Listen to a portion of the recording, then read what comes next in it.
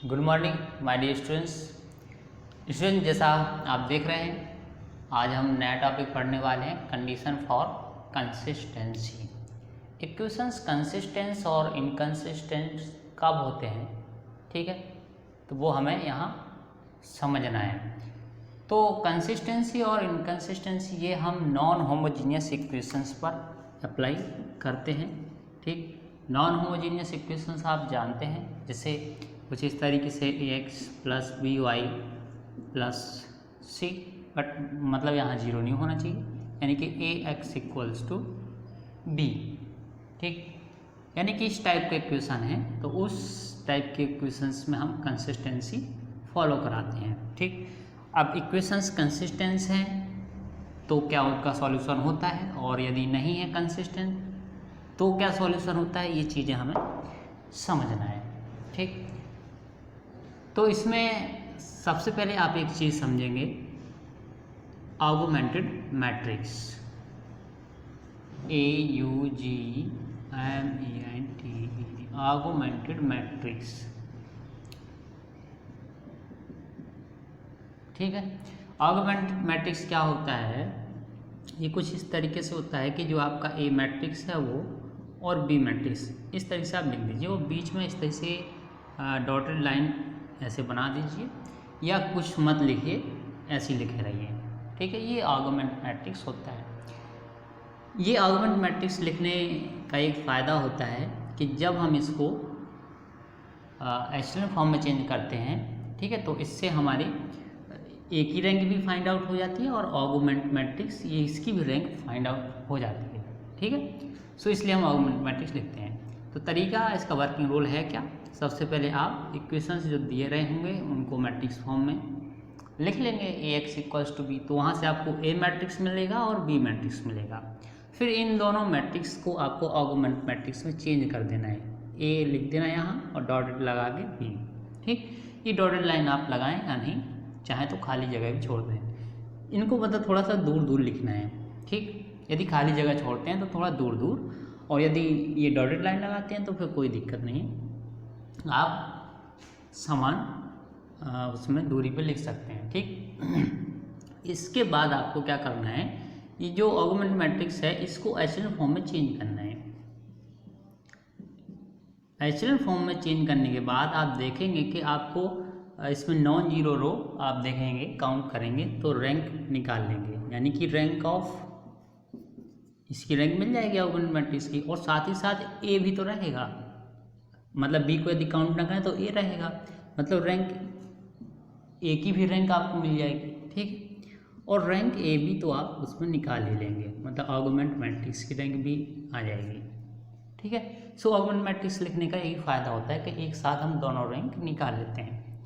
अब कंसिस्टेंसी और इनकंसिस्टेंसी क्या चीज़ें हैं, ठीक। इसमें फर्स्ट कंडीशन हम देख लेते हैं, इनकंसिस्टेंस। इनकंसिस्टेंसी,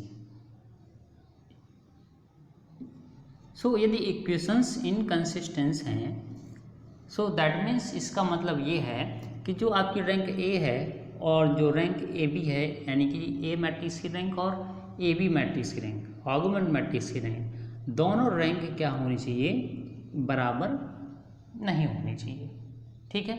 बराबर नहीं होने का मतलब ये है कि जो रैंक ए है वो क्या होगी, ए बी से कम होगी,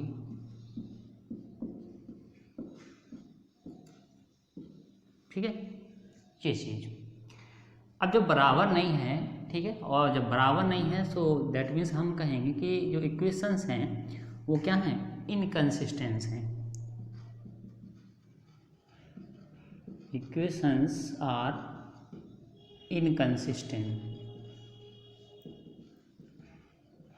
और यदि इक्वेशंस इनकंसिस्टेंस हैं that means equations have no solution, so they have no solution. That means equations जो होंगे वो कोई भी सॉल्यूशन नहीं रखेंगे, यानी कि इसको हम बोलते हैं नो सॉल्यूशन। सॉल्यूशंस आपके तीन तरीके के होते हैं, ठीक है। एक होता है आपका यूनिक सॉल्यूशन, दूसरा होता है आपका इनफाइनाइट सॉल्यूशन, और तीसरा होता है आपका यूनिक, इनफाइनाइट, और एक और होता है, हाँ ये अभी पता है, नो सॉल्यूशन। 3 तरह के सॉल्यूशन होते हैं। तो जिसमें से नो सॉल्यूशन कब होता है? जब रैंक ऑफ ए और रैंक ऑफ ए बी ये बराबर ना हो, ठीक। That means rank of A is less than rank of A B, ठीक है। तो ये बराबर नहीं है, ठीक। जब बराबर नहीं है सो दैट मीन्स हम कहेंगे कि नो सॉल्यूशन, ठीक। चलिए आगे बढ़ते हैं कंसिस्टेंसी की ओर। Second, consistency. कंसिस्टेंसी इक्वेशंस कब रखते हैं? जब rank of A equal to rank of A B,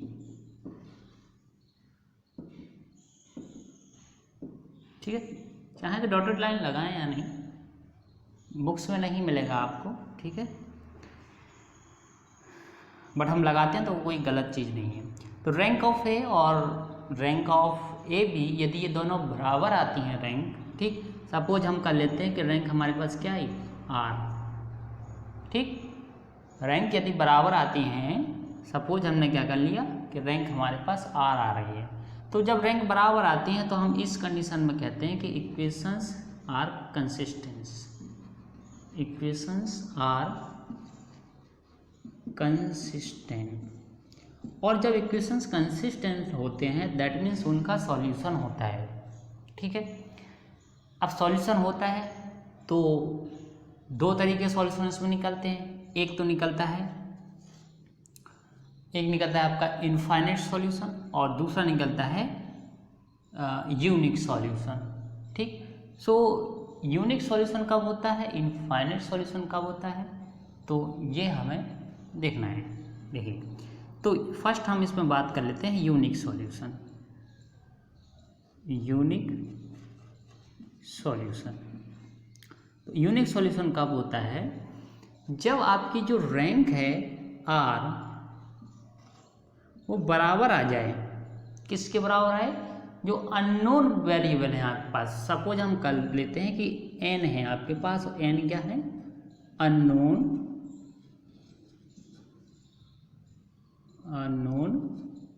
values, ठीक है। Number of unknown values, number of unknown values, जैसे एक्स वाई जेड के मान निकालते हैं तो 3 है यहाँ अननोन वैल्यू, ठीक है। यानी कि वो जो 3 नंबर है वो रैंक 3 के बराबर आ जाए, ठीक है। ऐसी कंडीशन में 3 बराबर 3 आता है, सो दैट मीन्स हम कहते हैं कि इसका जो सॉल्यूशन है वो यूनिक सॉल्यूशन है, ठीक है। ये हमारा यूनिक सॉल्यूशन में आता है। इसमें दूसरी कंडीशन एक होती है infinite solution.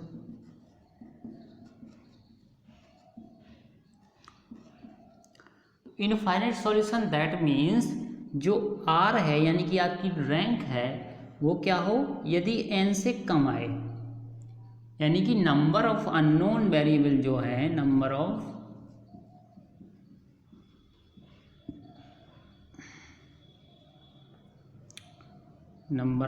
Known variable. So number of unknown variable यदि इससे क्या हो, उस रैंक कम आए, जैसे 3 अननोन वेरिएबल हैं और रैंक 2 आ रही है, ठीक है।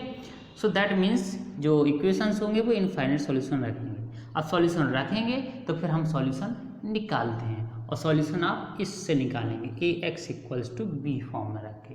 यहाँ ए का मान रखेंगे, एक्स का रखेंगे और बी का। ए का मान आप किस तरीके से रखें, जो एचएन फॉर्म में इसको आप चेंज करेंगे, ठीक है, तो वो चीज़ यहाँ रखेंगे। इसी तरीके से बी जो आएगा वो आप एचएन फॉर्म से चेंज करके जो रखेंगे वो आएगा, ठीक है। बात समझ गए?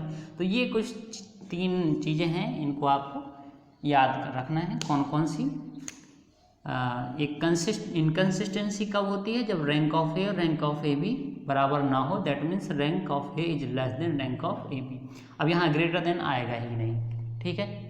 चलिए, सो ये अगर ऐसी कंडीशन है डज नॉट इक्वल की, that means equations have no solution. ठीक, सेकंड है इसमें कंसिस्टेंसी तब होगी जब रैंक ऑफ ए और रैंक ऑफ ए बी, यानी आर्गुमेंट मैट्रिक्स की रैंक और जो आपका गिवन मैट्रिक्स है उसकी रैंक दोनों क्या हो, बराबर आए।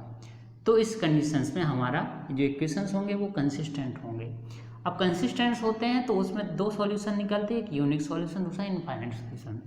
यूनिक सॉल्यूशन का होता है जब जो रैंक है आपकी वो नंबर ऑफ अननोन वैल्यूज के बराबर आ जाए, तो उस समय होता है यूनिक सॉल्यूशन।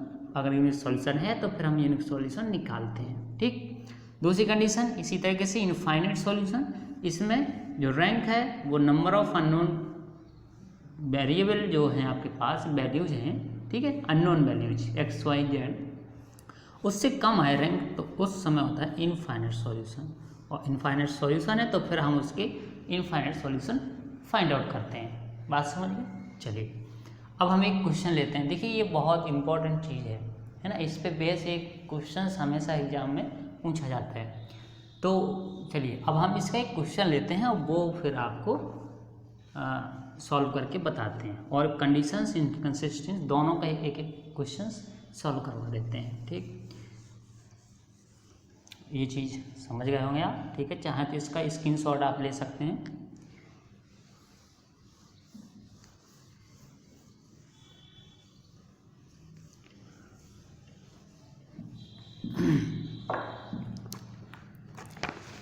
एक क्वेश्चन लेते हैं, इसमें हमें दिया है सो दैट इक्वेशंस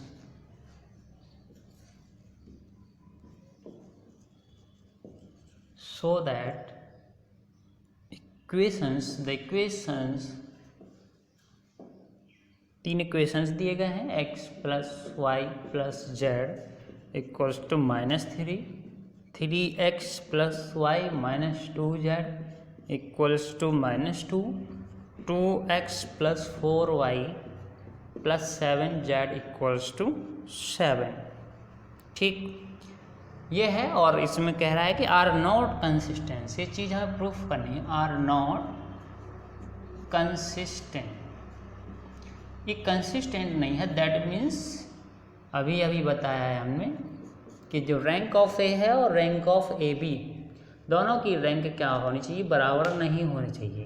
बस चलिए सबसे पहले हमें क्या करना है, इसको लिख लेना है। A X equals to B form में, ए कितना है मैट्रिक्स वो लिख लीजिए, 1 1 1 3 1 -2 2 4 7, ये ए हो गया। एक्स आप जानते ही हैं, एक्स वाई जेड। बी आप पता है कितना है, -3 2 7, ये जो इक्वल में एलिमेंट हैं। ठीक, इसके बाद आपको मैंने बताया कि आपको आर्गुमेंट मैट्रिक्स निकालना है, argumented matrix. Argument matrix that means क्या लिखना है आपको, ए और बी, ए या यहाँ ना करके इसी में यहाँ देख लीजिए ए और इस तरीके से बी। तो ये डॉटेड लाइन लगाएं या ना लगाएं, हम नहीं लगाते हैं, थोड़ा गैप दे देते हैं यहाँ पर। ठीक, तो ये आर्गुमेंट मैट्रिक्स का साइन है। तो ए लिखिए, ए कितना है, ए जो दिया गया है वो ये है मैट्रिक्स 1 1 1 3 1 -2 2 4 7। ठीक, यहाँ पर हम क्या करेंगे, थोड़ी जगह छोड़ेंगे, यहाँ लिखेंगे -3 -2 7, या आप डॉटेड लाइन लगा दीजिए इस तरीके से। तो ये डॉटेड ऐसे लगाइए। ठीक, तो ये ज़्यादा सही है, ये चीज़ अलग ही हो, बी जो मैट्रिक्स है वो ये ए मैट्रिक्स है। ठीक, ये आर्गुमेंट मैट्रिक्स हुआ। अब हमें इसको क्या करना है, एचएल फॉर्म में चेंज करना है। तो एचएल फॉर्म में चेंज करने के लिए यहाँ 1 होना चाहिए, 1 है। ठीक है, ये पूरा मैट्रिक्स है आर्गुमेंट मैट्रिक्स। इसके नीचे 0 बनाएंगे, फिर यहाँ 1 उसके नीचे 0 बनाएंगे, यहाँ पर 1 फिर नीचे 0। ठीक, ये प्रोसेस करेंगे।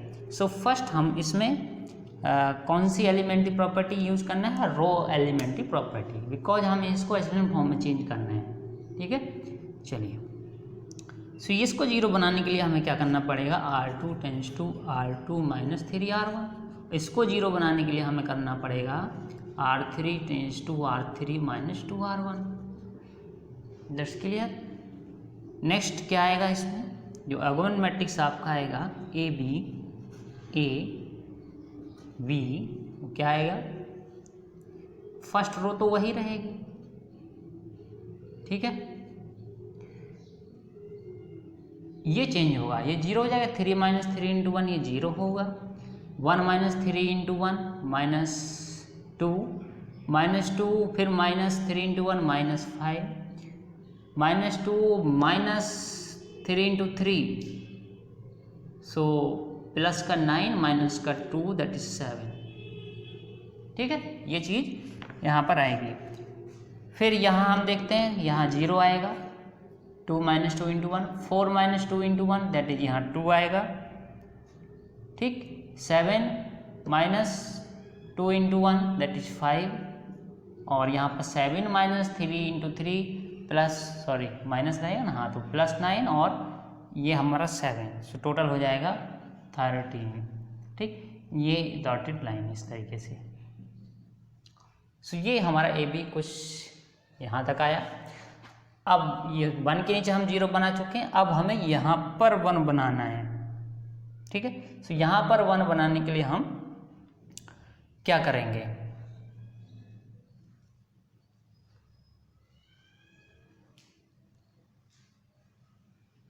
तो बनाते हैं यहाँ पर 1 कैसे बनेगा।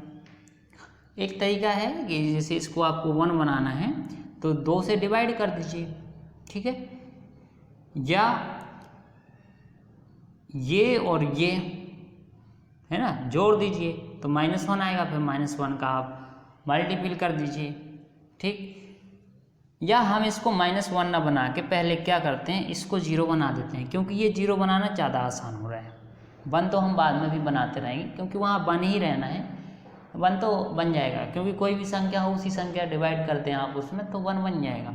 ये 0 बनाना हमारा पहला उद्देश्य है, क्योंकि अपर ट्रायंगल में कुछ इस तरीके से नहीं होता है आपका मैट्रिक्स 0 0 0 फॉर्म में, है ना, त्रिभुज का आकार उसमें 0 0 होता है। तो यहाँ तो 0 आ गया, यहाँ 0 नहीं, इसको 0 बना लेते हैं, ठीक है। तो ये 0 बनाने के लिए हमें क्या करना पड़ेगा, ये 2 और ये -2 जोड़ देना है। तो अगर हमें जोड़ना है तो यानी कि R3 tends to R3 plus R2, यही तो करना पड़ेगा, ठीक। सो यदि हम ऐसा करते हैं तो हमें क्या मिलेगा आगे चल के, ए बी जो आर्गुमेंट मैट्रिक्स है आपका ए और बी इक्वल्स टू, ये फर्स्ट रो तो वही रहेगी 1 1 1, ठीक, 0 -2 -5 ये भी वही रहेगा। अच्छा ये भी लिखते चलिए -3 एंड 7। यहाँ पर देखिए ये जोड़ेंगे तो ये 0 रहेगा, ये जोड़ेंगे ये 0 ये 0, देखिए ये दोनों पार्ट 0 हो गए, है ना। यहाँ पर ये 13 है, इन दोनों को हम जोड़ेंगे तो ये हो जाएगा 20। देखिए ये मैट्रिक्स आ गया हमारा ए बी मैट्रिक्स, ठीक। अब हमें इसमें चेक करना है रैंक। देखिए अब है यहाँ पर इम्पोर्टेंट चीज़, ये हमारा इतना ए बी है, सॉरी ए मैट्रिक्स ए और पूरा ए बी है। अगर हम केवल ए मैट्रिक्स की बात करें इतने की, ठीक है, इस वाले मैट्रिक्स की, ठीक, तो इसकी रैंक क्या आ रही है, मतलब जो रैंक है, रैंक ऑफ ए वो कितनी आ रही है। देखिए अननोन इसमें sorry number of non zero row कितनी है, 1 2, ये तो क्या है 0 है, तो 2 हो गई, तो ए की रैंक 2 हुई। और रैंक ऑफ ए बी पूरा, अगर पूरा मैट्रिक्स देखें, ये पूरा मैट्रिक्स देखें तो इसमें ये अननोन, ये आपका नॉन जीरो रो, ये नॉन जीरो रो और ये भी पूरी नॉन जीरो रो, तो ए बी की जो रैंक है, क्योंकि यहाँ 20 है 0 नहीं है, तो इसकी रैंक 3 आ रही है। यानी कि रैंक ऑफ जो ए है वो इज लेस देन है rank of A B, so that means rank of A does not equals to rank of A B. और जब ऐसी कंडीशन होती है तो हम क्या बोलते हैं इसको कि equations are not consistent, hence the given equations are not consistent, that means inconsistent। ठीक, सो ये इनकंसिस्टेंट है। अब अगर इनकंसिस्टेंट है दैट मीन्स इसके एक्स वाई जेड के मान निकलेंगे ही नहीं। ठीक है, आप इनको सॉल्व करेंगे तो इनके मान नहीं निकलेंगे, दैट मीन्स इनकंसिस्टेंस है। So these equations possessive, they possessive no solution, they have no solution, sorry no solution, इसका कोई सॉल्यूशन नहीं होगा। ठीक, जब सॉल्यूशन नहीं होगा तो हम सॉल्यूशन इसका करेंगे नहीं। बात समझ में आ रही है? तो ये एक सवाल था, इनकंसिस्टेंटी हमें प्रूफ करना था। देखिए आर नॉट कंसिस्टेंट, सो ये नॉट कंसिस्टेंस आया। अब हम आगे बढ़ते हैं, एक सवाल और लेते हैं। वो सवाल रहेगा आपका कंसिस्टेंस, ठीक है, कंसिस्टेंस वाला। तो उसमें सॉल्यूशन निकालना है और फिर सॉल्यूशन यूनिक है या इनफाइनाइट, दोनों पे हम डिस्कस करेंगे।